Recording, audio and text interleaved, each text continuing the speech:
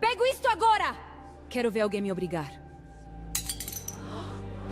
A ordem atravessou o salão do restaurante fino como uma lâmina, calando conversas e puxando todos os olhares para a mesma direção. Executivos engravatados viraram o rosto ao mesmo tempo, como se alguém tivesse apertado um botão invisível. No centro da mesa principal, uma mulher impecável, cheia de presença e certeza, apontava para o piso com um desprezo que nem tentava disfarçar. Perto dos saltos dela, uma colher brilhava no chão, derrubada de propósito, com um gesto calculado, quase teatral. À frente, uma jovem de pele morena, roupa simples e postura reta permaneceu imóvel. Alguns acharam que ela era uma funcionária recém-contratada, outros desviaram o olhar, constrangidos, como quem não quer se envolver. Ninguém levantou a voz, ninguém interveio. Eu mandei você pegar, insistiu a mulher, com um sorriso frio, daqueles que não carregam humor, só poder. O ar ficou pesado, e ninguém ali imaginava que poucos minutos depois, aquela ordem seria lembrada como o maior erro da noite. Aquele jantar não era só um encontro social, era uma reunião fechada, estratégica, marcada para as 20 horas de uma sexta-feira, no restaurante mais disputado da cidade. Um lugar em que reserva se fazia com antecedência, e cada mesa parecia custar mais do que o salário anual de muita gente. Naquela noite estavam reunidos os principais executivos, conselheiros e sócios do Grupo Nogueira em Bastos S.A., um conglomerado bilionário que vinha crescendo com força no mercado. Ternos sob medida, relógios importados, vozes baixas falando sobre ações, contratos, fusões, poder. O motivo oficial era comemorar o resultado do último trimestre, mas o motivo real era outro. Naquela mesma noite, seria apresentada a nova sócia majoritária, a pessoa que acabara de comprar uma fatia grande o suficiente da empresa para, dali em diante, ter influência direta sobre o futuro de todos naquela mesa. Poucos sabiam quem ela era, menos ainda conheciam seu rosto. A maioria só tinha visto o nome dela em e-mails curtos e documentos cheios de cláusulas, sempre acompanhado de números tão altos que pareciam irreais. Ainda assim, muita gente tratava aquilo como formalidade. Um investidor novo, capital externo, alguém que vai precisar ser conduzido. E no meio daquele grupo, havia alguém que se destacava não por competência, mas por comportamento. Renata Figueiredo, uma das sócias mais antigas. Rica, influente e famosa por um temperamento que machucava sem levantar a voz, Renata não pedia nada. Ela determinava e fazia questão de lembrar a todos quem mandava naquele ambiente. Para ela, hierarquia era a única lei. Quem estava acima tinha o direito de mandar. Quem estava abaixo tinha a obrigação de obedecer ou de ser esmagado. Renata tinha um talento particular para esmagar em público sem se sujar. Um comentário ácido aqui, um sorriso impecável ali e pronto. A pessoa diminuía na frente de todos, enquanto os outros fingiam não ver. Por isso, quando os olhos de Renata caíram sobre a jovem simples ao lado da mesa principal, ela nem considerou outra hipótese. Na cabeça dela, pele morena, roupas discretas e nenhuma joia só podiam significar uma coisa: alguém que existia para servir, não para falar. A jovem se chamava Camila. Ninguém ali conhecia aquele nome, e ninguém, absolutamente ninguém, a reconheceu quando ela se aproximou da mesa principal. Camila tinha pouco mais de 30 anos, postura firme, expressão contida, o tipo de presença que não implora atenção, mas também não se curva. Ela não carregava bandeja, não usava uniforme. Mesmo assim, o visual simples destoava do ambiente cheio de brilho, grife e ostentação. Ao chegar, Camila parou ao lado de uma cadeira vazia e olhou em volta, esperando que alguém a recebesse. Não veio sorriso. Não veio apresentação. Havia um pacto silencioso naquele grupo. Quem não era do círculo era tratado como se nem existisse. Renata foi a primeira a falar. O olhar dela percorreu Camila de cima a baixo, devagar, como se avaliando um objeto fora de lugar. Não por curiosidade, mas por desdém. Você se perdeu? Perguntou sem se preocupar em suavizar o tom. Camila respirou fundo. Boa noite. Eu fui convidada para esta reunião. Renata soltou um riso curto, irônico, como se tivesse ouvido uma piada ruim. Convidada. Alguns executivos trocaram olhares desconfortáveis. Outros fingiram que não ouviram. Um mexeu no guardanapo com força demais. Outro ajeitou o relógio como se aquilo pudesse distraí-lo do constrangimento. Renata apoiou os cotovelos na mesa. Olha ao redor. Aqui é um jantar entre sócios e diretoria. Ela fez um gesto vago com a mão. Funcionários entram depois. Camila tentou manter a calma. Acho que houve um engano. Meu nome é Camila e eu... Renata levantou a mão, cortando cortando a frase no meio. O silêncio que caiu não foi leve, foi pesado. Se você está aqui para servir, então faça o seu trabalho. Renata ergueu a taça na direção de Camila, como se fosse natural que ela servisse, como se fosse óbvio. Camila sentiu os olhares nas costas, alguns curiosos, outros culpados, ninguém solidário o bastante para intervir. Ela ficou ali não por medo, mas porque começava a entender. Renata não queria ouvir, não queria esclarecer nada, ela queria dominar, e aquilo era só o começo.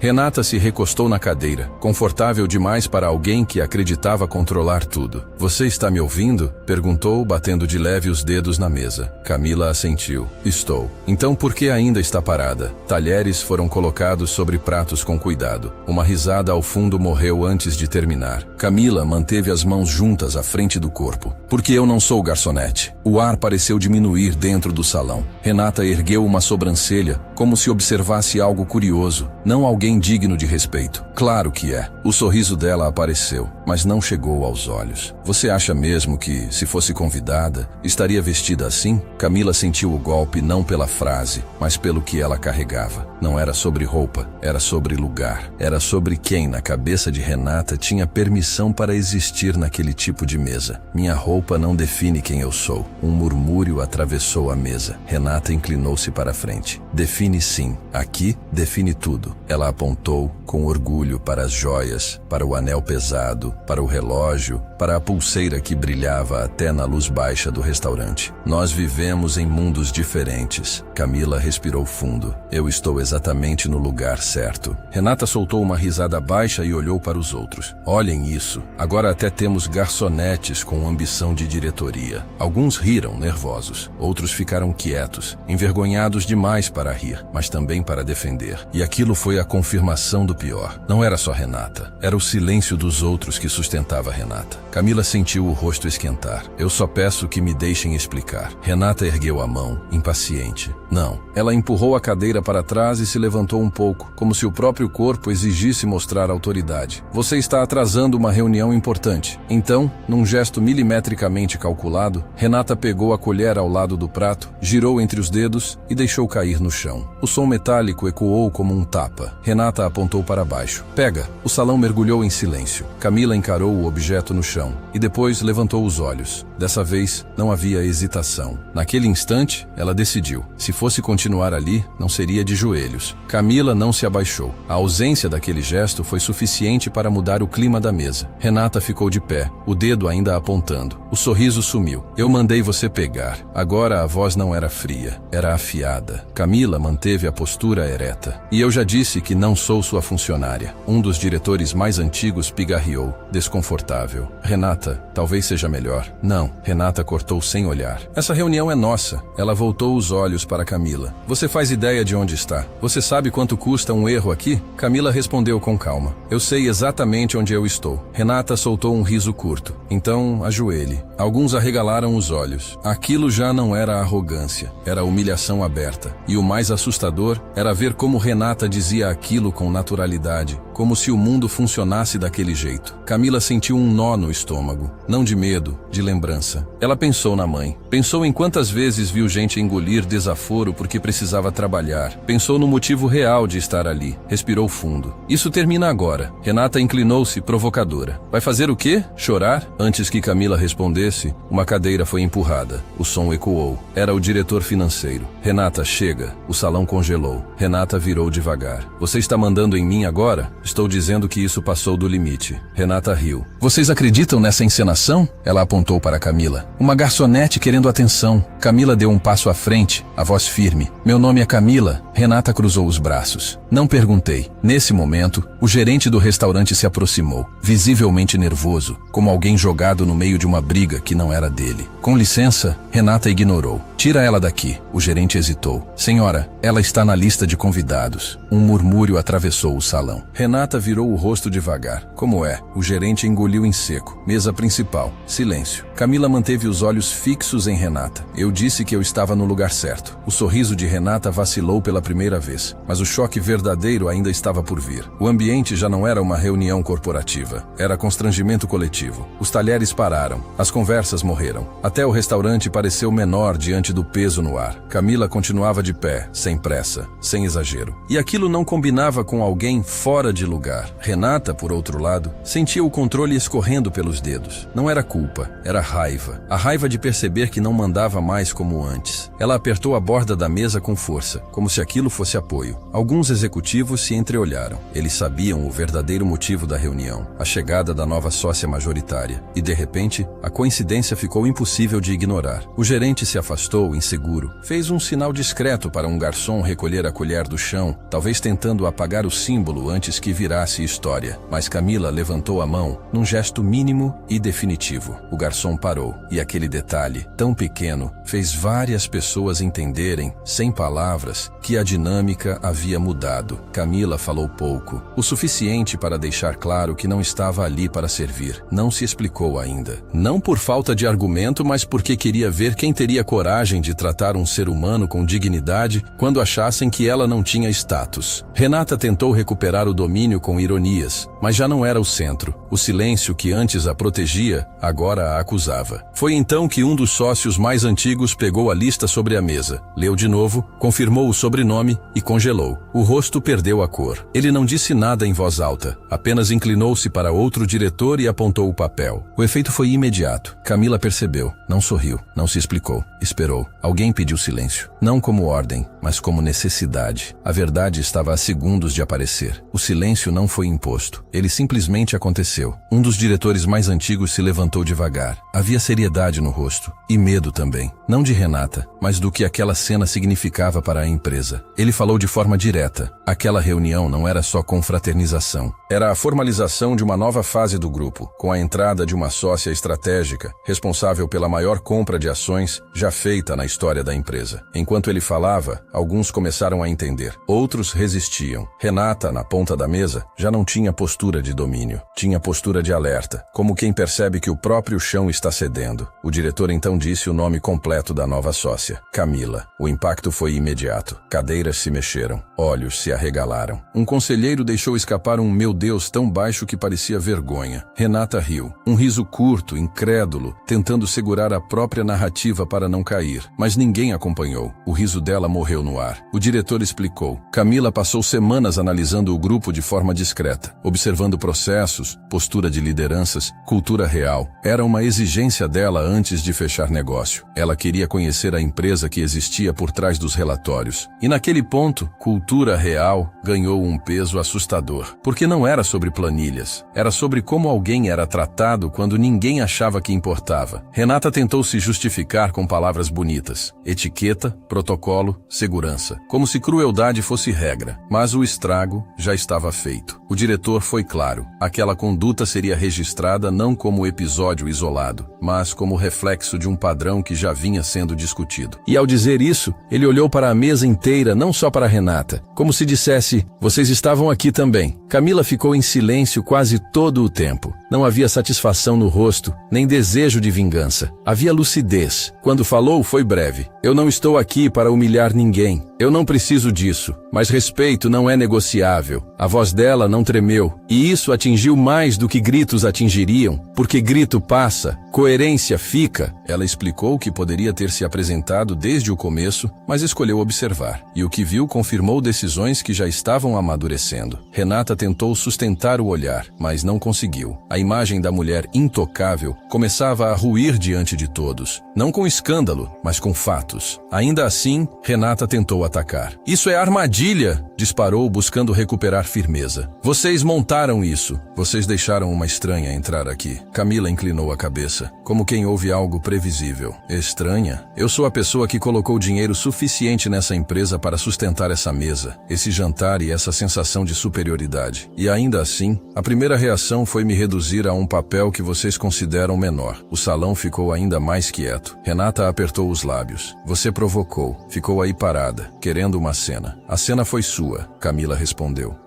Eu só me recusei a viver o papel que você tentou me impor. Um executivo que tinha rido nervoso abaixou a cabeça. Outro encarou o prato como se pudesse engolir a vergonha junto com a comida. Camila então olhou para um garçom jovem, parado mais longe, com medo nos olhos, e falou com uma gentileza real. Você pode seguir seu trabalho. A culpa não é sua. A frase simples cortou o ar de um jeito que nenhuma ordem cortava, porque não era comando, era humanidade. O diretor anunciou que a reunião seria suspensa por alguns minutos, não para acalmar Renata, mas para o conselho definir próximos passos. E isso para Renata soou como: o mundo vai seguir sem você. Enquanto alguns se levantavam, Renata tentou fazer o que sempre fez: puxar aliados, ameaçar com influência, lembrar favores. Você sabe quem eu sou, sussurrou para um conselheiro. Ele respondeu baixo: justamente por isso, a gente sabe. E pela primeira vez, Renata sentiu o gosto amargo do que sempre serviu aos outros: impotência. Camila permaneceu perto da cadeira vazia. Não sentou. E isso também era mensagem. Ela não estava ali por vaidade. Estava ali para redefinir o que aquele lugar significava. Minutos depois, surgiu outro elemento. Um homem elegante, de meia idade. Entrou com passos rápidos e olhar atento. Era Roberto Azevedo, presidente do Conselho Administrativo. Alguém que não pedia licença para falar com ninguém. Ele se aproximou sem cumprimentar a mesa inteira. Foi direto. Onde ela está? Ninguém fingiu que não entendeu. Olhares apontaram para Camila. Roberto parou diante dela. O salão prendeu a respiração. Então ele estendeu a mão, com respeito. Senhora Camila, seja bem-vinda. A palavra senhora foi o golpe final no teatro de Renata. Camila apertou a mão dele. Obrigada. Roberto mediu o ambiente e disse: recebi mensagem do jurídico. Disseram que houve um incidente. Renata abriu a boca para falar, mas Roberto ergueu a mão sem olhar para ela. Eu vou ouvir tudo, mas agora eu vou deixar uma coisa clara. Ele olhou para a mesa principal. O Grupo Nogueira em Bastos não vai mais aceitar comportamento que destrói gente por esporte. Se alguém acha que poder é sinônimo de humilhação, está no lugar errado. Vários engoliram seco. Renata tentou levantar irritada. Você não vai me dar lição, Roberto. Eu construí... Você construiu muito, Roberto interrompeu. E quebrou muito também. A diferença é que, por anos, a gente escolheu fingir que não via. O silêncio que veio não era mais constrangimento. Era verdade antiga. Camila acrescentou: calma. Eu não investi para ver o mesmo ciclo se repetir. Eu investi porque acredito que essa empresa pode ser maior do que o medo que vocês chamaram de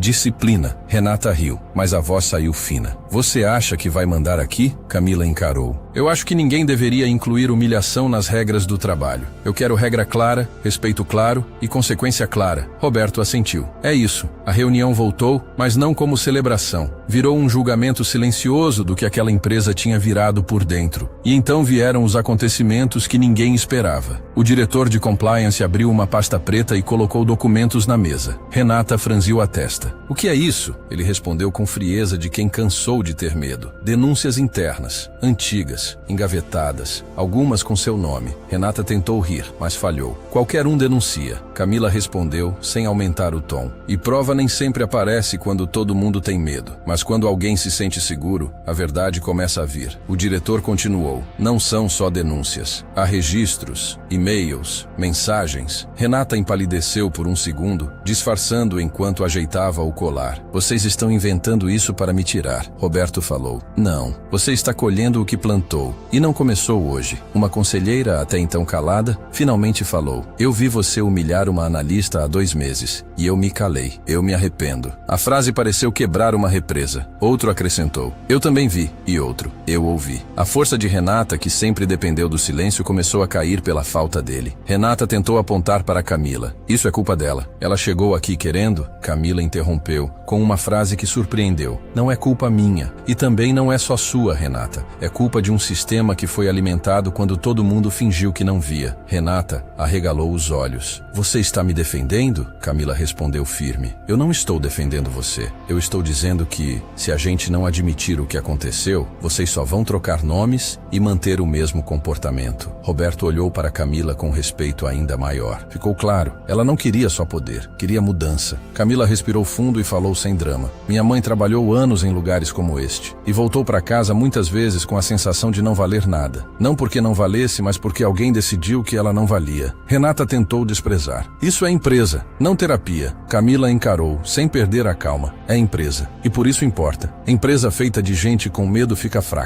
Empresa que humilha fica instável. Eu não invisto em instabilidade. Silêncio. O diretor financeiro acrescentou. Camila não veio só observar. Ela veio porque detectou riscos sérios, éticos e financeiros. Renata tentou resistir. Que riscos? Vocês estão lucrando? Camila respondeu. Lucro sem dignidade cobra juros. E a conta chega. Ela citou pontos com cuidado. Rotatividade alta em áreas críticas, talentos indo embora, acordos feitos às pressas para abafar problemas, decisões tomadas pelo medo. Isoladamente, nada parecia explosivo. Junto, desenhava uma cultura doente. Então, o compliance abriu um vídeo interno de corredor de semanas antes. Renata aparecia, impecável, falando com uma funcionária, sem áudio, mas com transcrição anexada. Uma frase cruel, direta, impossível de negar. Renata engoliu em seco. Isso é ilegal, Roberto cortou. É investigação interna autorizada. E você assinou o termo. Renata procurou apoio. Não achou. Pouco depois, a reunião foi encerrada. Não por falta de assunto, mas porque o essencial já tinha sido exposto. Só que a noite não terminaria ali. Ao se levantarem, alguns tentaram se aproximar de Camila com elogios ensaiados. Parabéns pela entrada. Conte conosco. Renovação é sempre bem-vinda. Camila ouviu sem se iludir. Ela conhecia elogio estratégico. Conhecia sorriso que muda quando o poder muda de lugar. E então, ela fez algo inesperado. Pediu para falar com a equipe do restaurante. Não para parabenizar o serviço, mas para olhar nos olhos de quem viu e se calou por sobrevivência. Num canto perto da área de serviço, funcionários se juntaram com cautela. Camila se aproximou com respeito. Eu não quero que vocês achem que isso foi um show. Eu vi os olhares. Eu sei o que é trabalhar com medo de errar e ser humilhado por isso. Uma garçonete mais velha respondeu contida. A gente acostuma, senhora. Esse é o problema. A gente acostuma. Camila fechou os olhos por um segundo e disse: eu não quero que ninguém se acostume com isso. Renata, do outro lado do salão, viu a cena e se sentiu ainda mais ameaçada, porque pela primeira vez, alguém conquistava o que ela nunca conseguiu: respeito de verdade. Na manhã seguinte, o conselho se reuniu, e como toda empresa grande tem um ponto fraco, veio o inevitável: vazamentos. Antes do almoço, um jornalista econômico publicou uma nota pequena, mas suficiente para acender o mercado. Mudança de controle no Grupo Nogueira em Bastos ocorre após tensão em evento fechado. O setor de comunicação começou a receber ligações. Investidores queriam certeza, parceiros pediam garantias. Funcionários queriam saber se era esperança real ou só troca de nome. Renata tentou se antecipar. Mandou e-mails longos, chamando Camila de imatura, emocional, tentando reduzir tudo a teatro. Só que ela cometeu o erro básico. Não entendeu que Camila não jogava o jogo antigo. Camila não respondeu com ataque. Respondeu com procedimento. No início da tarde, saiu um comunicado interno, objetivo e firme: auditoria ética, canal independente de denúncias, revisão de práticas de gestão, avaliação de conduta de lideranças, sem fofoca, sem nome em destaque, só estrutura, só método. E essa frieza organizada doeu mais em Renata do que qualquer exposição, porque deixava claro: agora havia ferramenta para derrubar abuso, não dependia mais de coragem isolada. Renata tentou a última cartada. Chamou Camila para conversar a sós. Foi numa sala de vidro, no alto do prédio da empresa. Camila foi sozinha. Renata mantinha o olhar duro, mas havia pressa, havia angústia. Você me expôs, Renata disse direta. Camila não desviou. Você se expôs. Renata apertou a mandíbula. Você não sabe o que eu tive que fazer para chegar aqui. Camila respondeu, simples e pesada. Eu sei o que esse mundo faz com as pessoas. Eu só decidi não repetir. Renata riu, quase sem som. Você vai destruir tudo o que eu construí. Camila falou firme. Se o que você construiu depende de diminuir alguém para continuar de pé, então já estava quebrado. Eu só parei de fingir que não. Renata tentou achar uma brecha. Você acha que vão te amar? Eles vão sorrir e te trair depois. Camila respondeu, talvez, mas eu prefiro risco real do que teatro de medo. Foi ali que Renata mostrou algo raro, medo. Se eu cair, eu viro nada, ela sussurrou. Camila respondeu baixo, sem perder força. Eu não quero que você vire nada. Eu quero que você pare de fazer os outros se sentirem nada. Renata ficou em silêncio, endureceu a expressão, ajeitou o blazer